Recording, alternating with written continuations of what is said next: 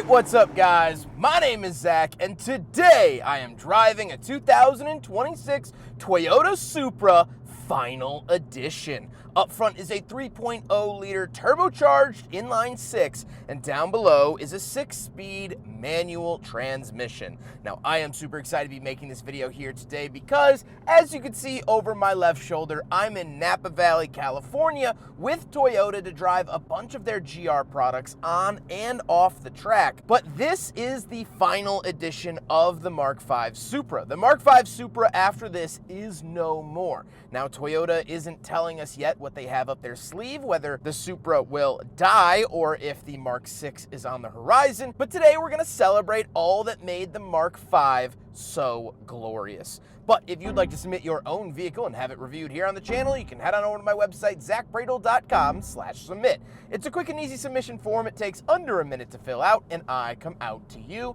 And if you'd like to see all my videos weeks or sometimes months in advance, you can head on over to my Patreon for only $5 a month. But let's get back to what the final edition has. So this particular vehicle does have the GT4 appearance package. That's the graphics, that's the carbon fiber duckbill spoiler at the back, some little canards, things like that. It also does get bigger brakes at 18 inches with 19-inch wheels, and they added a lot of structural rigidity. They changed the front knuckles and basically updated it to give buyers the best Supra that they can in its current configuration. Another thing they put into the GT4 style pack are these little mirror caps that cut down on the wind buffeting noise that the Supra has struggled with ever since it originally came out in 2020. Why you have to get a $2,100 style pack to finish something that should have been revised in the very first model year is insane, but they did finally include that for the GT4 style pack, is the little winglets that cut down on the buffeting sound when the windows are open. So that's what this car is. Up front is still that 3-liter turbocharged inline 6. It's the B58 from BMW. I love this powertrain. It sounds great. It drives great. Really, really quite lovely. And that remains untouched for the final edition, so it's still making the same amount of power that any other Supra has, at least since they updated that power figure. Like I said, paired to it is the 6-speed manual. So the final edition does come with the stick shift. This is how the Supra should have came originally. They added the manual later on, and it has been a runaway hit. I love it. You love it. Everyone that drives it loves it. Absolutely fantastic to see here. And of course, the Supra is still rear-wheel drive. How does it feel to drive the Mark V Supra? It's great. On the road, it feels pretty much the same as every other Supra that I've driven, which is a very good thing. I do like how it drives. I like how nimble it is. I love the sound and all of that stuff. But we have been given the exclusive opportunity here today to take it out on Sonoma Raceway in Sonoma, California. So let's see how it does there. Here we go.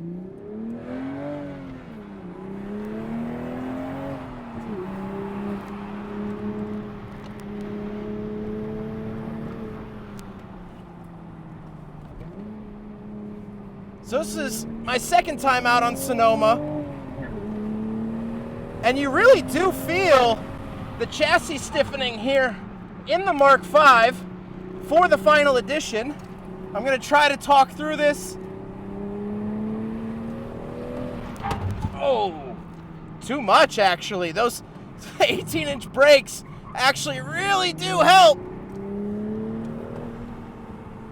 But it is just such a balanced, such a happy little clam.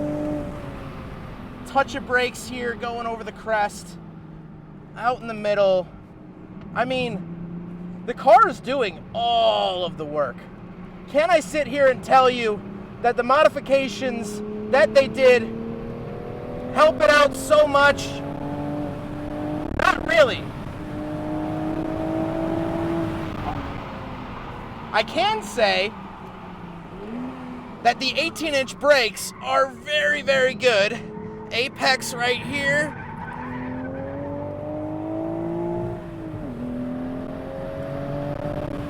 Touch of brakes here coming in. Ride the curb a little bit. Fast corner for 9. Woo! Get on the brakes. On the curbs. Bring it in. I'm not trying to do a super fast lap. Whew. The biggest lesson there is the bigger brakes for the final edition. I mean, I was short braking them every single corner. I could have let this thing run for a lot longer, and I didn't. But I could have with those bigger. So the standard Supra, still the 2026, gets the 17-inch brakes. These are 18-inch brakes. And just that more surface area really, really helped out. I mean, such a lovely, lovely braking experience. And of course, the power's still there. Ugh. I love this thing. With that stuff out of the way, let's talk about the interior. Well, in front of me, I do have our digital gauge cluster. I love this. It's clean, it's simple, it's easy to read, and if you're familiar with BMWs, this is their same sort of system, which I like overall. On the steering wheel, on the left, we do have our cruise control options, and off to the right, we have mode and volume and voice commands. And off to the left, we have a climate vent, we have our headlight switches, and moving on to the door, we have a JBL speaker, lock and unlock, power mirrors, and power windows. Moving into the center, we do get the infotainment display. This is BMW's iDrive system for the Supra. It works pretty well. Something that I do really love is that you get sport gauges, so you can kind of look at, what the car is doing and whatnot. And you do get a backup camera. It's fine, it's passable, and it does the job. Down below, we have 2 climate vents with the hazard switch, and then we have our favorite buttons as well as volume. The nice thing about these favorite buttons is that they can actually be programmed to navigational points or to jump right to Apple CarPlay or hotkeys, essentially, which is very nice to see. And then down below, we have our climate controls. We get dual zone climate here, heated seats, pretty much anything you'd want out of a traditional sports car. We do have a 12-volt outlet, USB-A. Would have loved to have seen an update to USB-C just for longevity's sake, and a wireless charger. And then we get that shifter in the center. Love to see that.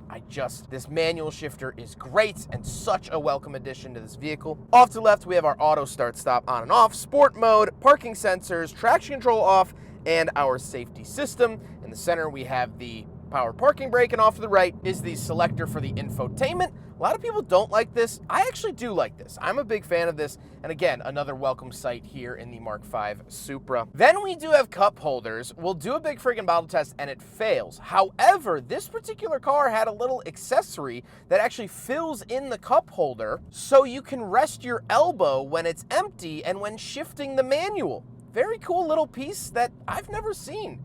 Very, very cool.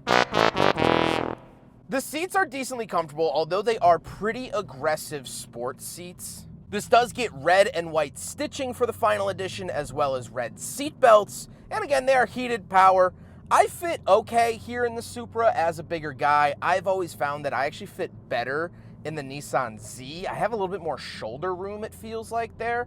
So if you are a big guy like me, you might want to look into the Nissan Z if you're looking for your performance car fix. And then we got to talk about the looks. Now this is finished in like a satin white. They also have a satin black. They have a couple different colors, and like I said, this does have the GT4 package on it, which just makes it feel a little bit special. It does feel a little send-off-y, and GT4 is pulled out of Toyota's heritage naming, so nice to see that as well. Overall, I think it's a very cohesive looking vehicle. I think it looks very good, and I do like this sort of satin finish. I think it is, again, a nice little send-off. With all of that being said, let's get on to my final thoughts. What do I think driving and racing the Toyota Mark V Supra Final Edition? Well, this is it, guys.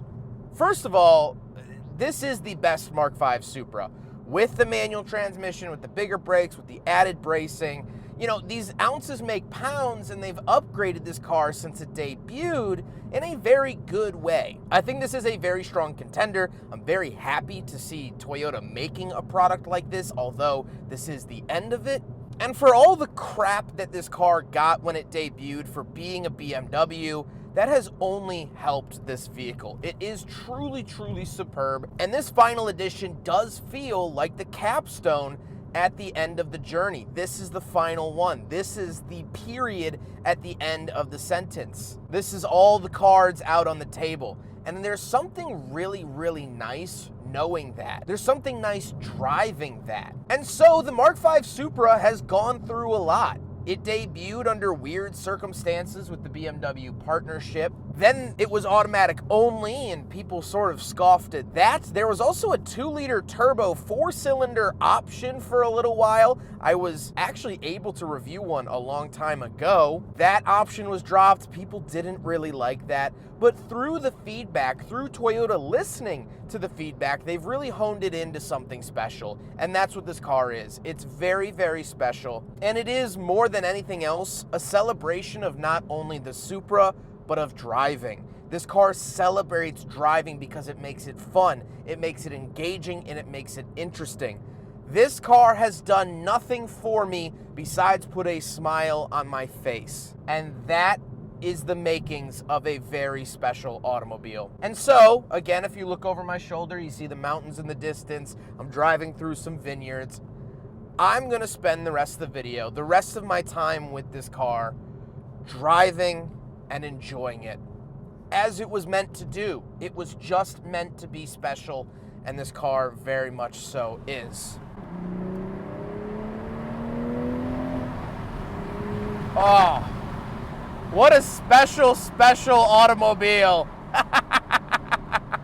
I hope you guys enjoyed the video. Huge thank you to Toyota for flying me out here to Napa Valley to test out some of their new product. I legally have to say that they paid for my hotel and airfare, but they really truly are just a great organization. These Toyota events are always so well ran, and that is very, very nice to see, and I appreciate them for giving me this experience and possibly one of my final experiences in the Mark V Supra. I hope you guys enjoyed the video. Don't forget to rate the video, comment on the video, and subscribe if you really liked it. Take care, guys.